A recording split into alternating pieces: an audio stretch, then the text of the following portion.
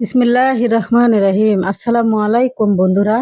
বন্ধুরা, জানো কি, আল্লাহ তাআলা আমাদের জীবনে দিন ও রাত দুটি ধারা রেখেছেন।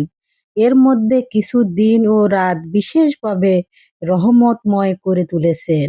এতে সঠিকভাবে পালন করলে দুনিয়া ও আখিরাতে সফলতা লাভ করা যায়। এমন একটি রাত হলো শুক্রবারের রাত, শুক্রবারের দিন এবং রাত। এই শুক্রবারের দিনে এবং রাতে যেকোনো সময় আপনি হযরত মুহাম্মদ সাল্লাল্লাহু আলাইহি সাল্লামের উপরে বেশি, বেশি দরুদ পাঠ করলে কি হয় জানেন? মহান আল্লাহ তাআলা অনেক খুশি হয়।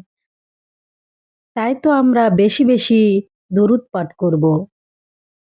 আল্লাহুম্মা সাল্লি আলা মুহাম্মাদি ওয়া আলা আলি মুহাম্মাদি কামা সাল্লা আলাইতা আলা ইব্রাহিমি ওয়া আলা আলি ইব্রাহিমি ইন্নাকা হামিদুম মাজিদ।